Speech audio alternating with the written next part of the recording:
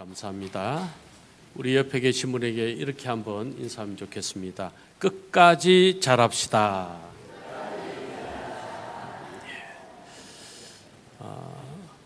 우리 신앙 생활은요, 마라톤과 같습니다. 마라톤은 시작이 끝 완주하는 데까지 이르러야 좋은 결과, 성취감을 가질 수가 있죠. 우리가 잘 아는 것처럼 42.195km를 완주해서 마지막 결승점에 이르게 되어야 그 결승점에 이른 시간이 그 선수의 기록이 되는 겁니다. 만약에 초반에는 열심히 해서 오버페이스를 하게 되면, 무리를 하게 되면 나중에 지쳐서 완주하지 못하게 되는, 포기하게 되는 일이 있을 수 있다는 겁니다. 그래서 완급 조절을 잘해서 시작과 끝이 한결같아, 그렇게 신앙생활 하는 것이 마치 신앙생활이 마라톤과 같다라고 하는 의미이겠죠. 사도 바울은 디모데후서 4장 7절에서 나는 선한 싸움을 싸우고 나의 달려갈 길을 마치고 믿음을 지켰으니 라고 고백합니다. 이 고백 속에는 중요한, 여러분, 여기에 싸웠다, 마쳤다, 지켰다 라고 하는 이 헬라어의 시제는요, 완료형입니다. 다시 말하면 사도 바울은 선한 싸움을 끝까지 싸웠다. 시작도 끝도 한결같이 싸웠다. 달려갈 길을 마쳤다. 내가 끝까지 달렸다. 끝까지 완주했다. 그 말이거든요. 그리고 믿음을 지켰다. 나는 끝까지 한결같이 이 믿음을 지켰다라고 고백하는 거죠. 여러분, 우리가 처음에 예수 그리스도를 믿고 그 뜨거운 신앙 가지고 신앙생활을 멋지게 시작했는데 나중에 그 신앙이 흐트러지고, 그래서 처음과 다르게 신앙생활을 하는 경우가 있을 수 있습니다. 내가 예수 그리스도를 통하여 구원받은 이 감격, 그 첫사랑, 이것을 계속 유지하며 한결같이 그 신앙을 지키는 것이 얼마나 중요한가 하는 것을 우리가 생각해야 되는 거죠. 오늘 본문 속에 한 인물 등장합니다. 솔로몬입니다.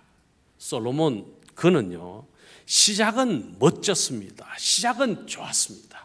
그런데 끝이 좋지 않았어요. 열왕기서는요, 열 왕들의 이야기입니다.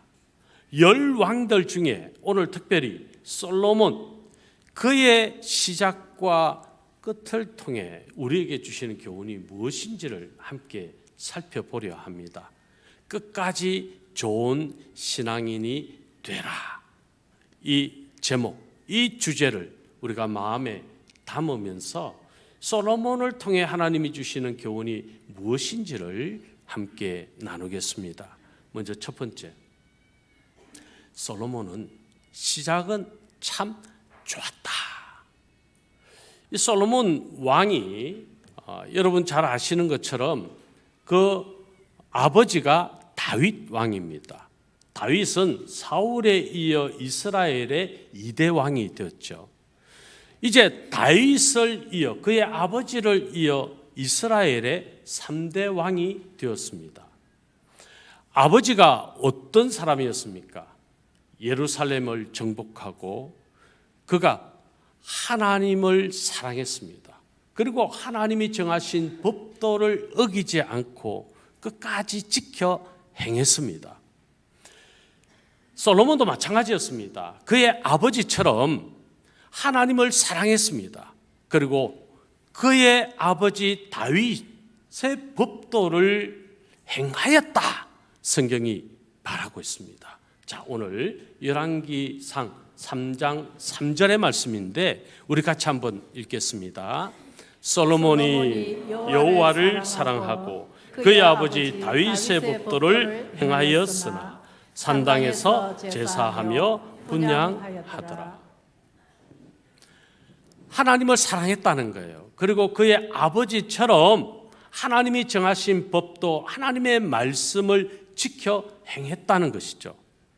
또 솔로몬은 기브온 상단에서 1000번제를 하나님께 드렸습니다.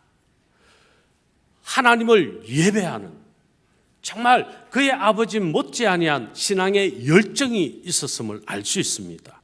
하나님이 기쁘셨습니다. 그래서 어느 날 밤에 그의 꿈에 하나님이 나타나셨습니다. 네가 무엇을 원하느냐? 구해라. 내가 그것을 주마. 솔로몬이 하나님께서 무엇이든 주겠다라고 하는 말씀에, 예 하나님, 제가 이스라엘을 잘 통치할 수 있도록, 재판을 잘 할 수 있도록, 잘 다스릴 수 있도록 지혜를 주십시오.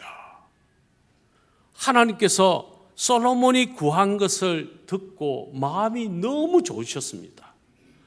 그래, 너가 왕으로 이스라엘을 잘 다스리기 위해서 지혜를 구했구나. 내가 지혜도 주고 너에게 부귀와 영화도 함께 주겠다. 솔로몬은요, 지혜를 얻을 뿐만 아니라 부귀와 영화를 누렸습니다. 성경에 부귀와 영광이라 말씀하는데, 자, 열왕기상 3장 12절로 13절입니다. 우리 같이 한번 읽겠습니다. 내가 네 말대로 하여 내게 지혜롭고 청명한 마음을 주노니 내 앞에도 너와 같은 자가 없었거니와 내 뒤에도 너와 같은 자가 일어남이 없으리라. 내가 또 내가 구하지 아니한 부귀와 영광도 내게 주노니 내 평생의 왕들 중에 너와 같은 자가 없을 것이라. 아멘. 하나님께서 지혜도 주셨고 부귀와 영화도 누리게 해 주셨다. 그래서 솔로몬은요, 지혜의 대명사로 불리는 거예요. 얼마나 재판을 지혜롭게 잘 했으면 명재판을 낸 이 내용이 소문이 이웃 민족들에게까지, 나라들에게까지 난 거예요. 스바의 여왕이 예물을 들고 솔로몬을 만나기 위해 찾아오고, 주변국들의 또 고관들이 예물을 들고 솔로몬을 찾아오는 일이 일어났다는 거죠. 그만큼 솔로몬이 유명해졌다는 겁니다. 위대한 왕으로 인정을 받았다는 겁니다. 이게 솔로몬의 시작이었어요. 자, 그뿐입니까? 솔로몬은 하나님의 성전을 건축했습니다. 여러분, 다윗이 이제 이스라엘의 기반이 좀 평화를 누리고 안정되었을 때 다윗은 하나님의 성전을 건축하고 싶었어요. 그러나 하나님은 허락하지 않았습니다. 그의 아들 솔로몬을 통해서 성전이 건축되기를 원하셨던 것이죠. 그럼에도 불구하고 다윗은 성전 건축을 위해 준비했습니다. 예물을 준비하고 성전 틀을 준비하고 성전을 건축하는 데 들어가는 자재들을 준비했습니다. 아주 충분하게 잘 준비했습니다. 솔로몬은 그 아버지가 준비한 것을 바탕으로 성전을 건축했습니다. 더 멋지게 건축했습니다. 그리고 성전을 봉헌했습니다. 자, 성경 우리 한번 읽어볼까요? 역대상 22장 14절 말씀 같이 읽겠습니다. 내가 환난 중에 여호와의 성전을 위하여 금 10만 달란트와 은 100만 달란트와 녹과 철을 그 무게를 달 수 없을 만큼 심히 많이 준비하였고 또 제목과 돌을 준비하였으나 너는 더할 것이며. 솔로몬은 성전을 멋지게 건축하고 하나님을 성전에서 예배하고 절기를 지키는, 정말 아버지 다윗의 신앙을 이어서 예배자로 세워졌던 거죠. 하나님은 그런 솔로몬을 얼마나 복을 주셨는지 사무엘상 10장 27절의 말씀도 우리 같이 한번 읽겠습니다. 왕이 예루살렘에서 은을 돌같이 흔하게 하고 백향목을 평지에 뽕나무같이 많게 하였더라. 여러분, 우리 신명기에서 인앤아웃의 복 이야기했잖아요. 하나님을 예배하고 하나님의 말씀의 법도를 지켜 행했던 다윗이 복을 받았습니다. 또 언약궤를 집에 모셨던 석 달 동안 언약궤를 모셨던 오벳 에돔의 집이 복을 받았습니다. 마찬가지 솔로몬이 하나님을 예배하는 자였습니다. 하나님의 말씀의 법도를 지켜 행했습니다. 성전을 건축했습니다. 얼마나 하나님이 솔로몬을 아끼고 사랑하셨을까. 그래서 하나님은 이런 은, 금, 폐물들이 흔하게 느껴질 정도로 부강한 나라가 된 거죠. 인앤아웃의 복을 받은 겁니다. 인앤아웃의 원리인 복을 받아 누렸다는 것이죠. 여러분, 여기까지였으면 얼마나 좋았을까. 솔로몬이 이 시작이 이후에도 한결같이 갔더라면 얼마나 좋았을까. 그런 생각을 해보게 됩니다. 그러면 아마 솔로몬은 하나님의 더 크고 놀라운 은혜로 이스라엘은 더 강성한 나라가 되었겠지요. 감히 다른 주변국에서 넘볼 수 없는 막강한 나라가 되었겠지요. 솔로몬은 여기까지. 시작은 화려했으나 이제 그 나중이 하나님을 떠나버리게 되는 거죠. 그렇습니다. 두 번째, 솔로몬의 신앙이 변질됐다는 겁니다. 여러분, 솔로몬의 신앙이 변질되었다. 우리가 먼저 생각해야 될 것을 한번 나누려 합니다. 여러분, 우리도 예수님을 믿고 구원받아서 하나님의 자녀가 되고, 그래서 그 감격, 그 기쁨으로 살잖아요.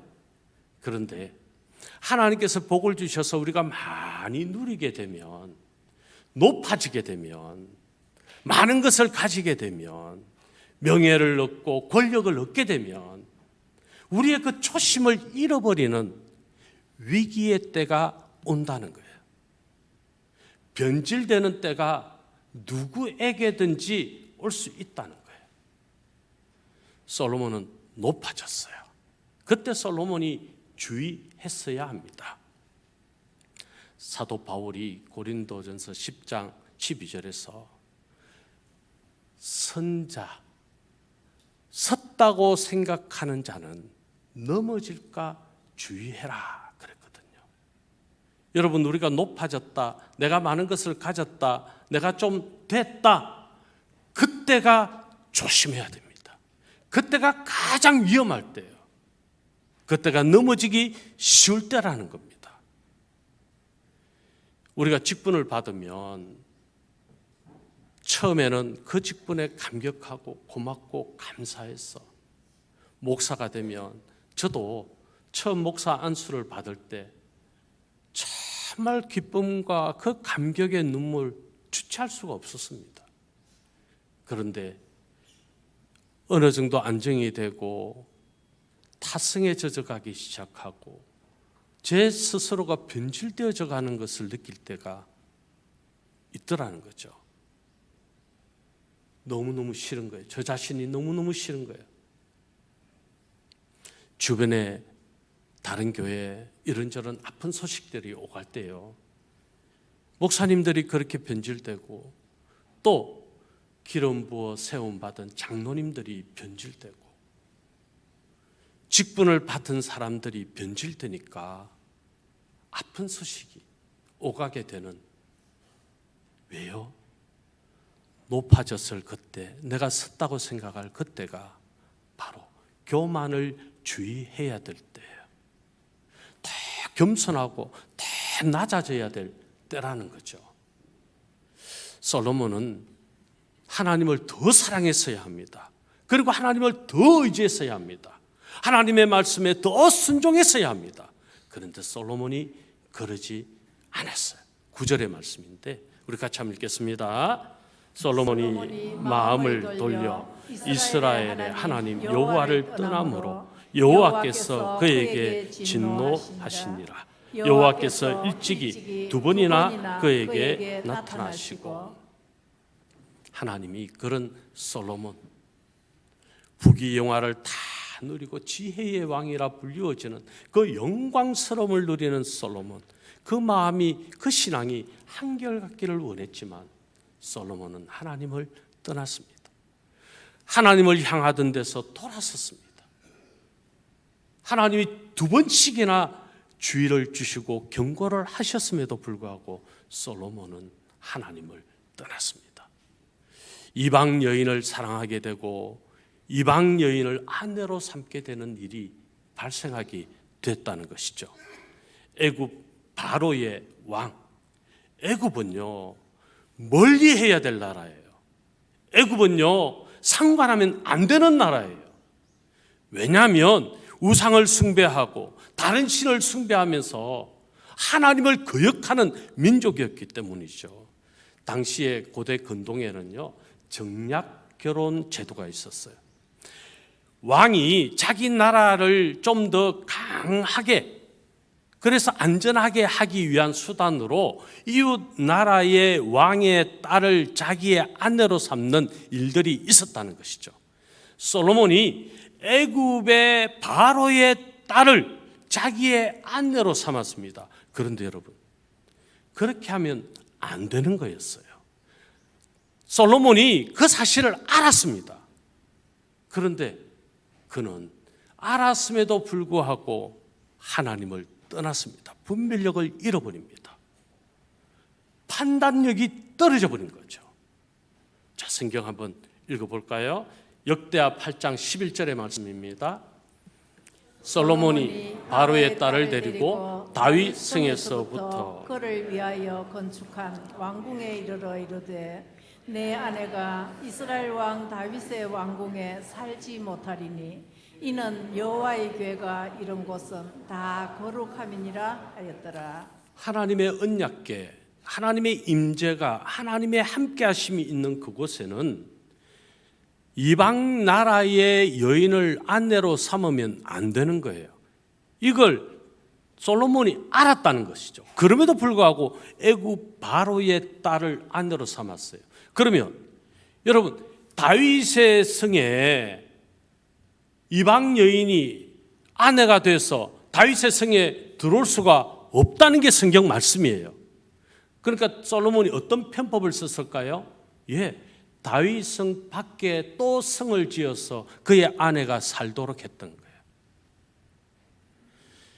교만하면요 이런 수를 써요.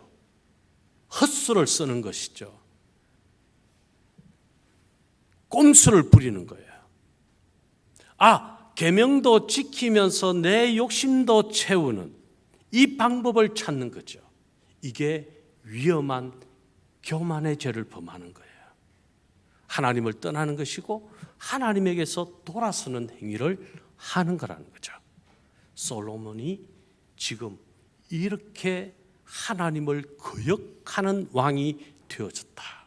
시작은 좋았는데 솔로몬의 나중이 하나님을 떠나 하나님을 거역하고 하나님이 진노하시게 만드는 왕이 되었다. 여기서 우리가 하나 짚고 싶은 것이 솔로몬의 문제, 그것이 뭘까요? 안 되는 줄 알면서 왜 그랬을까라는 거예요. 안 되는 줄 알면서 왜 그랬을까? 여러분, 우리가 의외로 안 되는 것인데 하는 경우가 많아요. 어느 때예요? 높아졌다 고 생각할 때, 내가 되었다라고 생각할 때, 내가 누린다라고 생각할 때, 남들이 나를 인정한다라고 생각할 그때 조심해야 되는 거예요. 그때 안 되는 줄 알면서도 하게 되는 죄, 이것이 자연스럽게 되어버리는 거죠. 솔로몬이 지금 그런 죄를 범하였다는 거예요. 여러분, 그래서 우리가 직분을 받고, 그래서 하나님을 위해서 예배하고 봉사하고 구제하고 하나님 사랑합니다, 이웃도 사랑합니다 삶을 살다가 내가 어느 정도 높아지는 그 순간에 교만하게 되고, 그때부터 하나님을 사랑하는 마음에서 떠나니까 사람들을 정죄하고 판단하고 비방하고 불평하고 원망하는 교만이에요. 이게 교만의 정세예요. 내 입에서 불평하고 원망하는 마음이 나오나? 그런 말들이 자꾸 쏟아지고 있나? 누군가를 판단하고 정죄하고 혹 그러지 않나? 저는요, 사실 그럴 때 너무 많아요. 예. 제가 이실직고합니다. 너무 많아요. 이게 너무 싫은 거예요. 그런 저 자신이 너무 싫은 거예요. 그런데 싫은데 또 그럴 때가 있는 거예요. 왜요? 내가 잘났다고 생각하고, 내가 높아지고 내가 섰다고 생각하거든요. 이게 위험한 건데, 이게 주의해야 될 건데. 치명적인 문제가 뭔지 아십니까?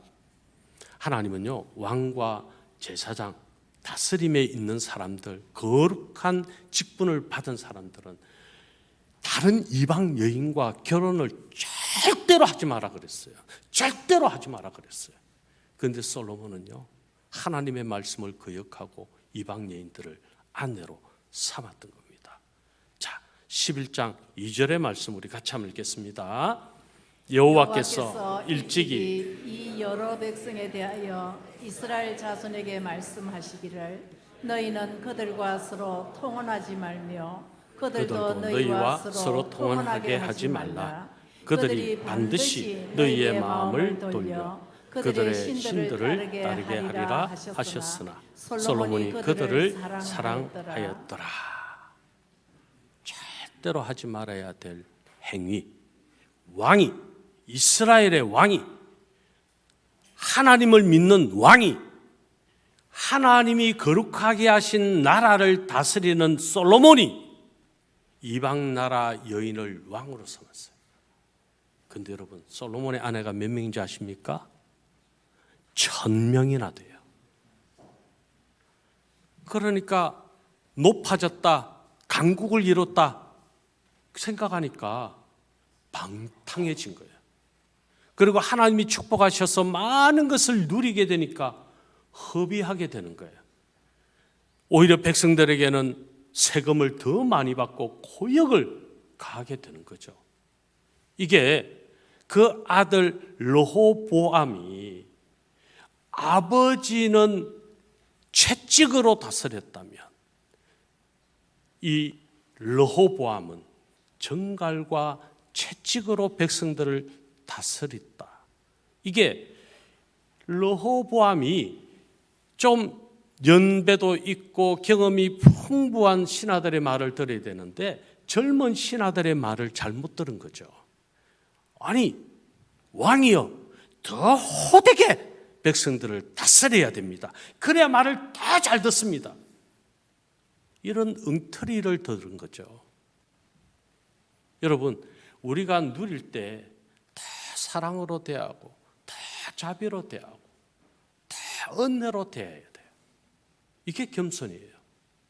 그런데 교만하면 더 호되게 사람들을 대하게 되는 거예요. 그래서 여러분, 진짜 믿음 있는 사람은요, 얼굴에서부터 자비가 묻어나야 돼요. 제가 좀 그러지 못하죠. 용서하십시오. 그래서 누구를 보더라도, 누구와 만나더라도 그냥 포근하고 그냥 좋아. 그냥 좋아. 야, 저 장로님 만나면 그냥 좋아. 저 권사님 만나면 그냥 좋아. 아무 이유 없어. 그냥 좋아. 그게 겸손이에요. 그게 느껴지게 하는 게 겸손이에요. 아니 저분 만나면 왜 이래 부담스러워? 왜 힘들어? 아니 왜 저렇게 나를 야단치는 것 같아? 그 문제 있어요. 그 교만이에요. 솔로몬은 오늘 이 2절의 하반절에 보면 그들을 사랑하였더라 그랬어요. 누구를요? 이방 여인들을 아내로 삼아 그 아내들, 이방 여인들을 사랑하였더라. 여러분, 이 사랑하였더라라고 하는 단어, 다바크라는 단어예요. 다바크. 다바크라는 단어 아마 여러분 기억나실 거예요. 룻이 시어머니 나오미를 붙쫓았다라는 단어. 이 붙쫓았다 기억나시죠? 예, 착 달라붙었다. 그냥 붙들고 놓치지 않았다. 붙들고 늘어졌다. 딱 붙었다. 그런 단어거든요. 룻은 어머니 나오미를 착 붙잡았어요. 그런데 지금 솔로몬은 어떻게 했습니까? 예, 이방 여인을 딱 붙들었다. 이방 여인을 붙드니까 하나님은 어떻게 했어요? 놓아버린 거죠. 내 눈에 보기 좋고 내 모습에 보기 좋고 나한테 지금 당장 유익이 되는 것을 딱 붙잡는 우리 신앙생활의 위기가요, 세상을 붙잡는 데부터 오는 거예요. 하나님을 붙잡아야 할 때 하나님을 붙잡지 아니하고 세상을 붙잡는 거예요. 세상을 의지하는 거예요. 세상이 도움인 줄 아는 거예요. 이게 심각한 신앙의 변질인 거죠. 우리도 그럴 수 있다. 나는 지금 무엇을 붙잡았는가? 나는 지금 누구를 붙잡을 것인가? 이건 우리에게 끊임없이 스스로를 향해서 질문해야 될 중요한 질문이라는 거예요. 나는 지금 누구를 붙잡고 있는가? 그 결과 열왕기상 11장 5절, 7절, 8절로 가면요, 이방 여인이 그냥 몸만 오나요? 아니요. 그 여인이 섬겼던 다른 신과 함께 오는 거예요. 그러니까 다른 신을 따르게 되고 하나님을 멀리하게 되는 거죠. 그리고 다른 신을 숭배하는, 우상을 숭배하는 것을 허용하게 되고 나중에는 솔로몬이 우상을 숭배하는 자가 되어버린 거예요. 이게 끔찍한 죄가 되는 거죠. 이게 변질입니다. 처음에는 우리가 하나님을 믿는다, 예수님을 내가 믿습니다, 예수님만 바라봅니다 하다가 나중에 어느 순간에 예수님을 믿는다고 하면서 정작 세상을 의지하고 세상을 바라보고 세상을 쫓아가는 우리 자신이 될 수 있다는 거예요. 하나님보다 세상이 우선순위가 돼요. 하나님보다 사람이 우선순위가 돼요. 하나님보다 돈이 우선순위가 돼요. 하나님보다 권력과 명예가 우선순위가 되는 거예요. 이게 이방 여인을 다바크 붙잡는 솔로몬과 같은 범죄를 우리가 하게 되는 거죠. 어떤 경우에도 하나님만 붙잡아야 돼. 예수 그리스도 그분만이 내가 바라봐야 될 유일한 분이시고, 예수 그리스도 그분만이 나의 힘이시고 도움이심을 의지하면서 내가 어떤 상황이 나에게 미친다 할지라도 예수 그리스도 그분을 살아내는 거예요. 그분이 복음이시면 그 복음을 살아내는 거예요. 그분처럼 겸손하고 그분처럼 온유하고 그분처럼 사랑하면서 내 삶을 살아내는 거예요. 하나님이신 예수 그리스도 그분은 하나님과 동등됨을 취하지 아니하시고 낮고 천한 이 땅에 인간의 몸, 죄인의 형상을 가지고 오셔서 십자가에 못 박혀 죽으시기까지 낮아지시고 겸손하신 예수 그리스도, 우리의 죄를 사하시기 위해 우리를 끝까지 사랑하신 예수 그리스도, 그분을 살아내는 거죠. 전도서 12장 13절 우리 같이 한번 읽겠습니다.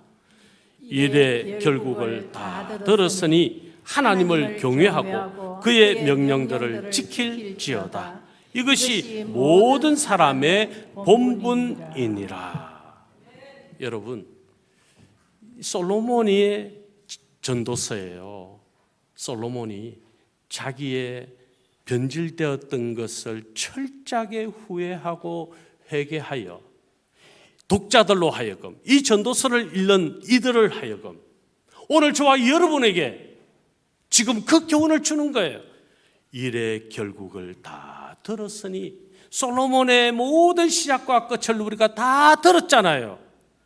하나님을 경외하고 그의 명령들을 지킬지어다. 하나님을 사랑하고 그분의 법도를 지켜 행해라. 이것이 모든 사람의 뭐라고요? 본분이니라. 중요한 거예요. 여러분, 우리의 신앙을 지키는 중요한 거예요.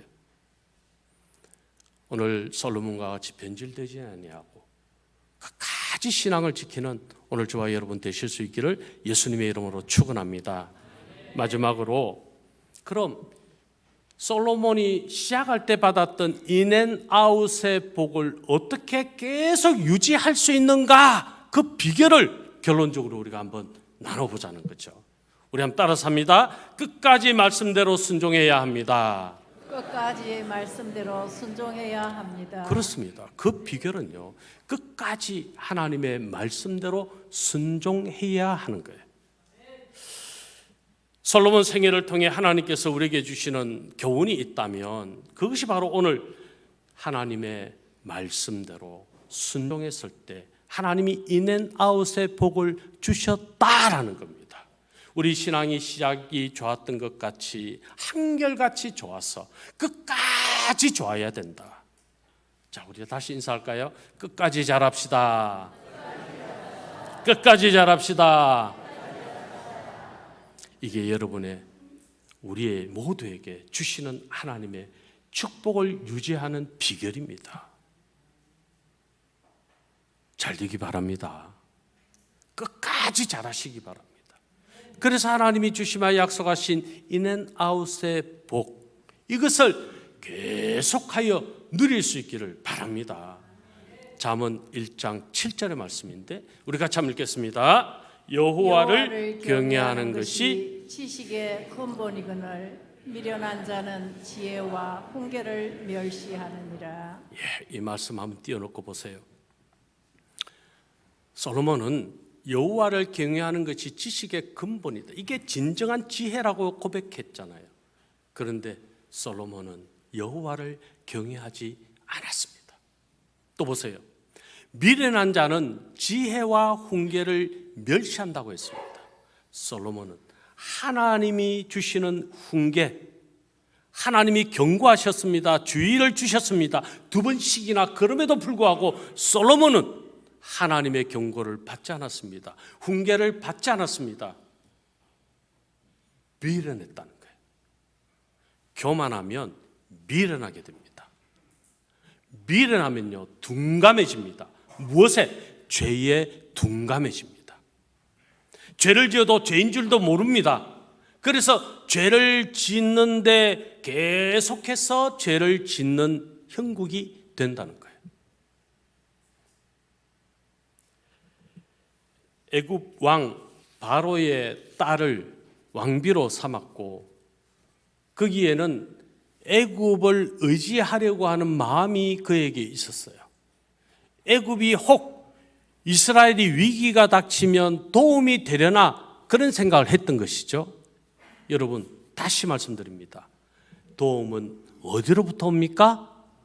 천지를 지으신 여호와 하나님께로부터 오는 거예요.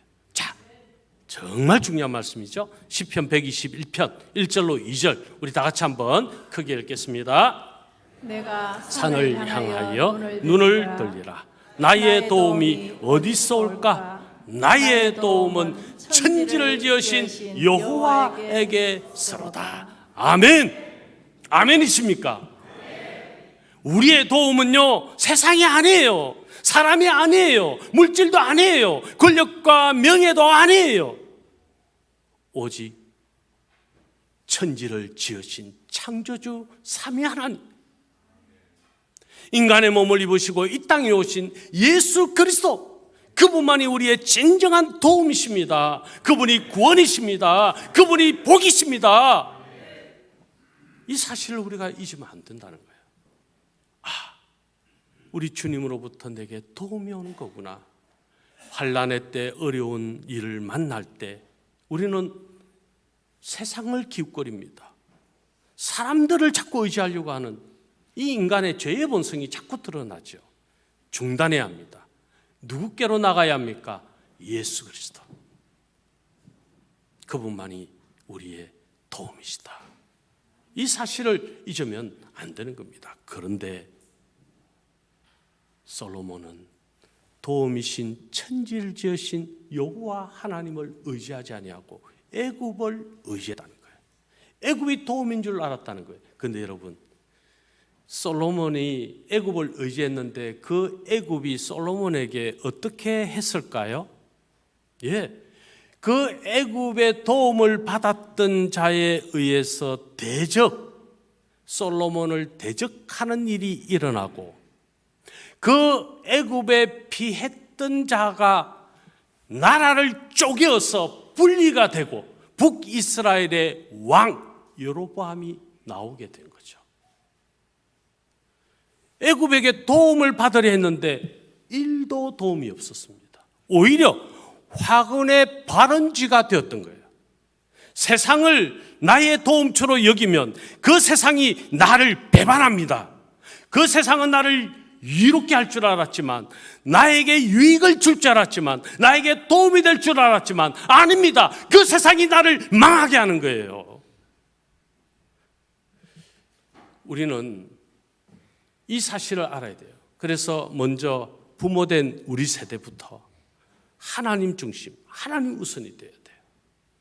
그리고 우리 자녀들이 하나님 중심으로 살 수 있도록 교훈하고 책망하고 가르쳐야 합니다. 여러분, 저는 우리 다음 세대, 여러분들의 자녀나 우리 광안중앙교회 다음 세대, 우리 교육부서 우리 아이들 위해서 늘 기도할 때 이 제목을 절대 빠뜨리지 않습니다. 믿음의 야성을 가진 우리 다음 세대 되게 해 주옵소서. 우리 모든 성도님들의 자녀들이 믿음의 야성을 가지고 살게 해 주옵소서. 야성을 사전 찾아보면요, 어떤 근원적인 본질, 성질, 그렇게 표현해요. 자, 무슨 말이냐면 믿음의 야성, 신앙의 본질을 잃지 아니한 우리 자녀들이 되게 해 주옵소서. 하나님 편에서 떠나지 아니하는 우리 자녀들이 되게 해 주옵소서. 하나님만을 앙망하고 하나님만이 도움이시고 하나님만이 모든 세상의 지혜이심을 깨닫는 우리 자녀들이 되게 해 주옵소서.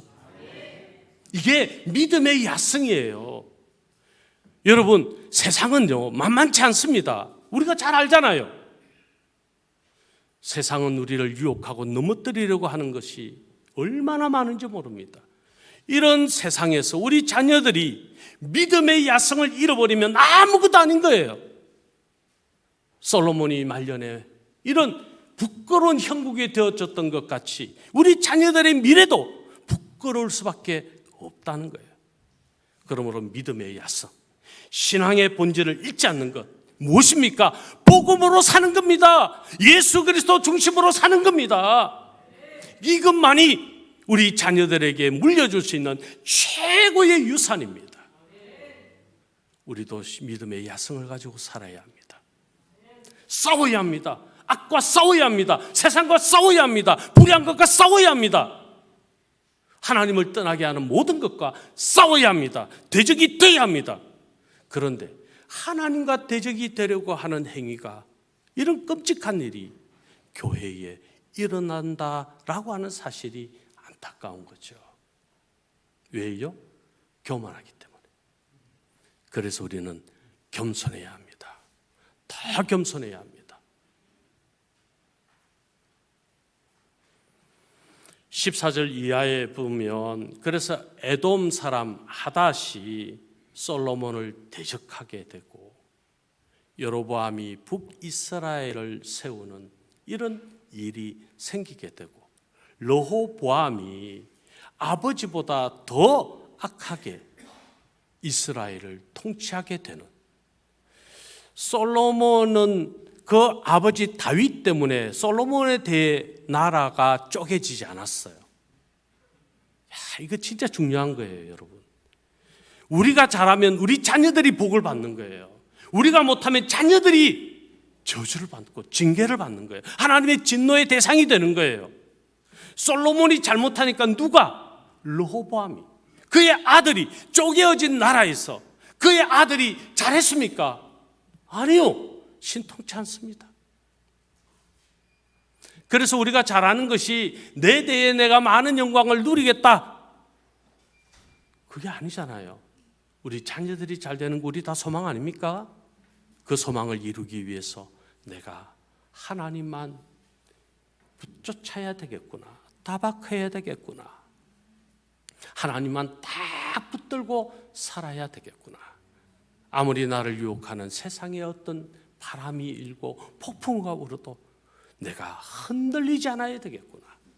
하나님께 일편단심해야 되겠다. 이 고백이 오늘 저와 여러분의 고백이 되기를 바랍니다. 솔로몬이 그래서 전도서에 그의 믿음의 고백을 이렇게 담아 말합니다. 전도서 1장 1절로 2절 중요한 말씀이죠. 같이 한번 읽겠습니다. 다윗의 아들 예루살렘 왕 전도자의 말씀이라. 전도자가 이르되 헛되고 헛되니 모든 것이 헛되도다. 헛되고 헛되며 헛되고 헛되니 모든 것이 헛되도다. 세상을 바라본 모든 것은 헛된 것뿐입니다. 오직 예수 그리스도, 그분만이 우리를 안위하실 수 있습니다. 우리를 돌보실 수 있습니다. 그분만이 우리가 안전하게 승리의 삶을, 인앤아웃의 복을 누리게 하실 수 있는 유일하신 하나님이십니다.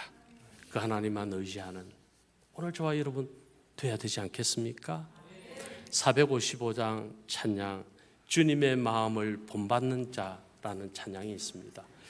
이 찬양은 솔로몬처럼 나중에 변질되는 게 아니고 한결같은 믿음을 지킬 수 있는 이 비결이 이 찬양 가사 속에 담겨 있는 것 같아요. 주님의 마음을 본받는 자, 그 맘에 평강이 찾아오면 험악한 세상을 이길 힘이 하늘로부터 임함이로다. 천지를 지으신 여호와 하나님으로부터 임함이라. 예수 그리스도 그분으로부터 임함이노라. 주님의 마음을 본받는 자, 한결같이 우리 주님의 마음, 그 겸손한 마음을 본받아서 살 때 천지를 지으신 창조주 삼위 하나님이, 예수 그리스도 창조주 하나님께서 우리와 함께 하시고 우리를 도우시는 줄 믿습니다. 그래서 주님의 마음을 본받아 살면서 우리도 그 거룩하심을 이루며 살아야 안 되겠습니까? 기도하겠습니다.